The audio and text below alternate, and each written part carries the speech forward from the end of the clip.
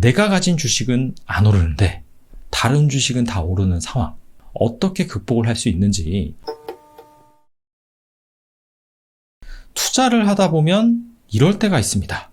다른 주식은 다 오르는데 내가 보유한 주식은 오르지 않는 상황.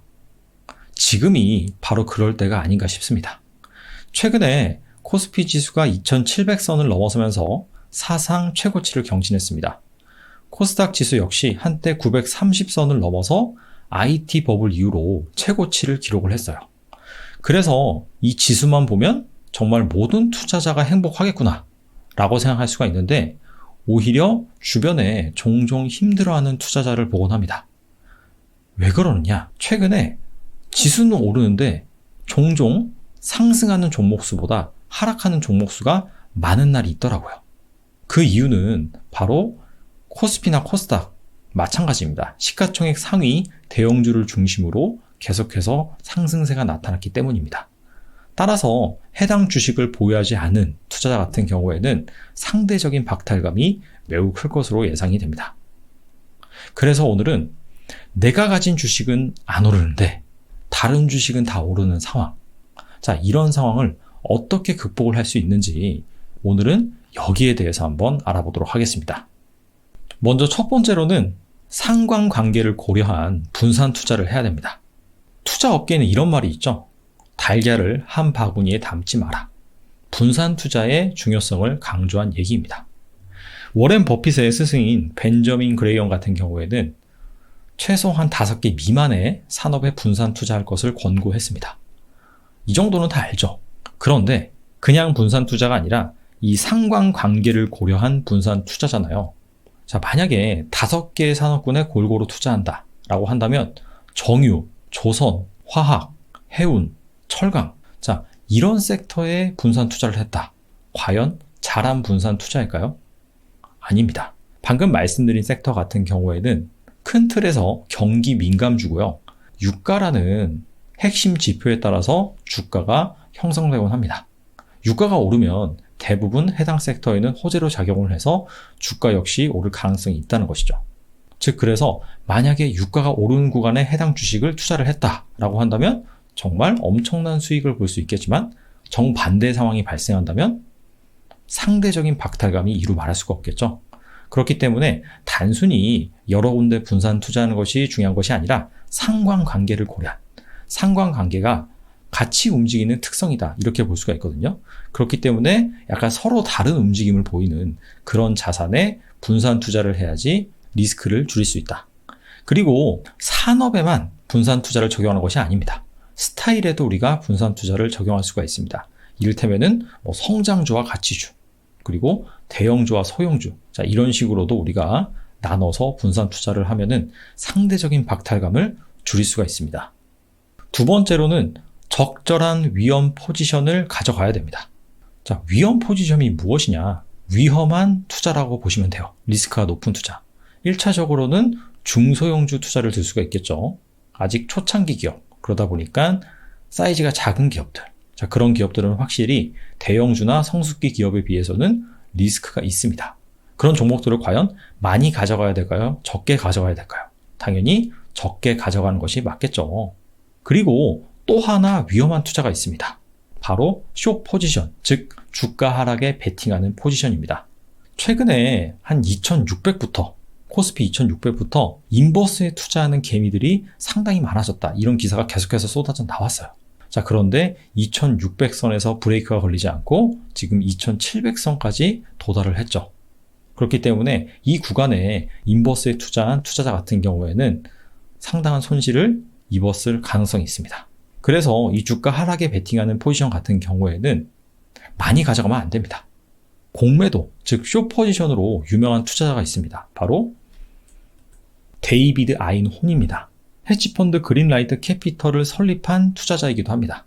이 데이비드 아인혼이 2008년도 글로벌 금융위기 직전에 리만 브라더스의 숏 포지션을 취했습니다. 자, 그래서 돈을 번 전력이 있고요. 행동주의로도 유명해요.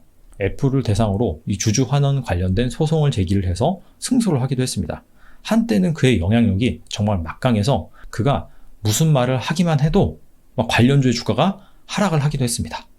자, 그만큼 공매도 관점에서는 영향력이 있는 투자자다. 이렇게 볼 수가 있는데 데이비드 아인혼이라고 할지라도 공매도의 비중을 얼마만큼 가져가느냐? 매수 포지션의 절반 정도로 가져간다고 합니다. 가령 100이라고 한다면 66은 매수 포지션이고 33%만이 숏 포지션, 즉 공매도 포지션이다. 이렇게 공매도로 유명한 투자자 역시 숏 포지션을 절대 매수 포지션보다 많게 가져가지 않는다는 것이죠. 자, 그럼에도 불구하고 최근에는 이 데이비드 아인혼이 크게 손실을 본 사례도 있었죠. 바로 이 테슬라의 공매도를 취했다가 지금 테슬라 주식이 저세상 주식이 돼버렸잖아요. 계속해서 오르고 있죠.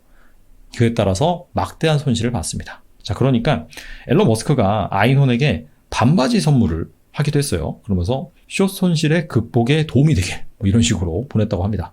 이렇게 하락에 베팅하는 숏 포지션 같은 경우에는 절대 많이 가져가서는 안 된다. 데이비드 아인혼도 매수 포지션의 절반 정도로 가져가는데 개인 투자자라면 이거보다 더 적게 가져가는 것이 맞겠죠. 그렇기 때문에 공격적으로 뭔가 인버스를 산다든지, 자, 그런 것들은 웬만해서는 지양하는 것이 좋다. 해지 관점에서는 내 포트폴리오의 리스크를 줄이는 관점에서는 어느 정도 담을 수는 있겠죠. 하지만 이것이 메인 포지션이 된다라고 한다면 그거는 상당히 위험하다.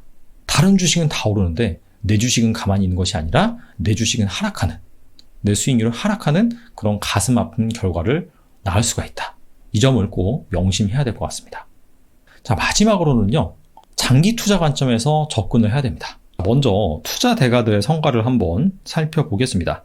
여기 대표적인 5명의 투자 대가가 있는데 첫 번째로 월터 슐러스, 버핏과 함께 벤저민 그레이엄의 제자로 불리는 사람입니다. 버핏이 이 가치 투자를 벤저민 그레이엄으로부터 배웠죠. 그래서 28년 동안 무려 수익률이 누적 수익률입니다. 22,000%가 넘습니다. 워렌 버핏은 할 말이 없죠. 48년 동안 무려 400만 %를 달성을 했고요. 릭 게리는 워렌 버핏의 영원한 파트너가 있어요. 찰리 먼거라고. 이 찰리 먼거와 워렌 버핏이 상의를 하면서 워렌 버핏이 생각하지 못했던, 자, 그런 인사이트를 찰리 먼거로부터 얻은 것으로 유명합니다. 근데 그의 친구예요. 릭 게린 같은 경우에는 약 한 20년 동안 10,000%에 가까운 수익률을 냈어요. 그리고 조엘 그린블라트, 이분은 아마 가치 투자를 하시는 분들이라면 어느 정도 알고 계실 겁니다. 마법 공식이라고 해서 자본 수익률, 이익 수익률, 자, 이런 것들이 높은 주식들로 포트폴리오를 구성을 해서 투자하는 방법, 자, 이것을 창시한 분인데 9년 동안 거의 한 3,400%에 달하는 연평균 40%에 달하는 수익률을 냈다. 그리고 루 심플스는 워렌 버핏이 투자 명예 전당에 올릴 만한 정말 좋은 투자자다라고 극찬한 사람입니다. 자, 이분도 25년간 10,000%가 약간 넘는 수익률을 달성을 했습니다. 참고로 여기 나와 있는 수익률은 초과 수익 바이블이라는 서적에서 연도별로 유명한 투자자들이 얼만큼 수익률을 냈는지, 자, 그런 것들을 봉리로 계산해서 제가 기재를 한 것입니다. 이것을 말씀드린 이유는 무엇이냐면 이게 자료마다 조금씩 다릅니다. 해당 투자자들의 수익률이 어떤지. 그래서 이 5명의 투자자의 누적 수익률을 보니까 정말 경이롭습니다. 거의 한 10년만 투자를 하면은 원금의 한 30배, 20년 정도 투자를 하면은 거의 100배 정도 불리는 어마어마한 투자 실력을 가지고 있는 사람들입니다. 자, 그런데 중요한 것은 이 투자자들의 누적 수익률이 아닙니다. 자, 보시는 이 깨알 같은 표는 방금 말씀드린 월터 슐러스부터 루 심플스까지 그 투자자들의 연간 수익률을 연도별로 보여주는 그런 표라고 보시면 돼요. 그래서 가장 왼쪽이 S&P 500 지수, 그리고 여기에서 나오는 배당금을 재투자했을 때 연도별로 수익률이 얼마였는지 그 부분을 보여주고 있고요. 그리고 같은 기간 투자 대가들의 연도별 수익률입니다. 파란색 음영으로 칠해진 부분이 있어요. 자, 이 구간은 무엇이냐? 투자 대가들이 S&P 500 지수보다도 투자 수익률이 저조했을 때입니다. 그래서 당연히 S&P 500 지수를 웃돈 연도가 훨씬 많습니다. 자, 그럼에도 불구하고 이 월터 슐러스 같은 경우에도 근 20년에 가까운 기간 동안 한 6년 정도는 시장보다 저조한 성과를 기록을 했고요. 워렌 버핏이 가장 나이스한 수익률을 기록하긴 했는데 버핏 역시 총 한 6년 정도는 S&P 500 지수를 이기지 못했습니다. 릭 게리는 말할 것도 없고요. 조엘 그린블라트도 1년 정도는 S&P 500 지수보다 저조했고요. 루 심플슨 같은 경우에도 많이 시장보다 저조한 수익률을 기록했다라는 것을 알 수가 있습니다. 그래서 이 말씀을 제가 드리는 이유는 무엇이냐? 최근에 가는 주식만 가는 그런 상황이 계속해서 발생을 하고 있잖아요. 그래서 해당 주식을 보유하지 않는 투자자 같은 경우에는 상대적인 박탈감이 상당히 심할 겁니다. 자, 그런 현상이 한 길게는 한 달 정도 지속이 된 것 같아요.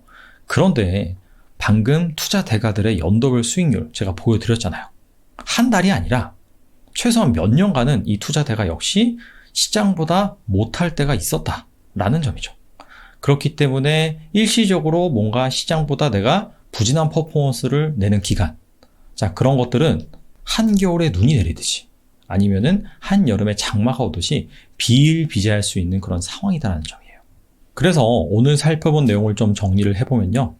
다른 주식은 오르는데 내 주식은 오르지 않는 상황, 어떻게 극복을 해야 되느냐? 첫 번째는 상관관계를 고려한 분산 투자를 기본적으로 해야 된다고 그랬죠. 다양한 섹터에 제약바이오, 반도체, 화장품, 플랫폼 등 상관관계가 낮은 그런 주식에 분산 투자를 해야지 상대적 박탈감이 덜할 수가 있다. 그리고 두 번째, 적절한 위험 포지션을 가져가야 된다. 지수가 너무나 많이 올랐다고 해서 인버스를 집중 투자한다든지 그런 것들은 상당히 위험하다라고 말씀드렸었죠. 데이비드 아인혼 같은 경우에도 숏 포지션, 즉 매도 포지션을 매수 포지션의 절반 정도로 가져간다고 했어요. 그런데 일반 투자자인 우리는 그거보다 덜 가져가는 것이 맞다. 주가 하락에 베팅하는 포지션 같은 경우에는 기대 수익률이 맥시멈이 100%입니다. 하지만 손실 가능성 같은 경우는 무한대거든요. 그래서 기본적으로는 불리한 게임입니다.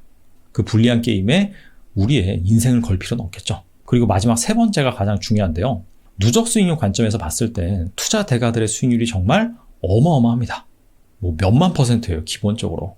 그런데 그런 투자 대가들의 수익률을 연도별로 쪼개서 보니까 S&P 500 지수보다 못한 연도가 생각보다 많았다는 것이죠. 그렇기 때문에 최근에 시장은 오르는데 내 주식은 안 오르는 상황. 자, 이런 상황이 생각보다 자주 일어날 수밖에 없다. 그렇기 때문에 너무나 이 시장을 이겨야 된다는 스트레스를 받지 말고, 중요한 건 무엇이냐? 내가 지금 투자하고 있는 기업이 괜찮은 기업이냐? 투자 아이디어가 유효하냐? 장기적으로도 성장할 수 있는 그런 여력을 갖췄느냐? 자, 그런 부분에 집중하는 것이 낫다. 만약에 여러분들이 투자하는 기업이 방금 말씀드린 그런 기준에 부합하는 기업이다 라고 한다면 단기적으로는 시장에 비해서 저조할 수 있지만 장기적으로 봤을 때는 분명히 시장을 이길 수 있는 그런 잠재력을 가지고 있는 주식일 가능성이 높습니다. 자, 아무튼 간에 최근에 지수가 막 오르는데 상대적인 박탈감이 심한 분들이 종종 계시는 것 같아서 자, 이런 말씀을 전해드리고요. 아무쪼록 간에 인내하시면서 현명한 투자 하시길 기원하겠습니다. 오늘은 여기까지 하겠습니다. 감사합니다.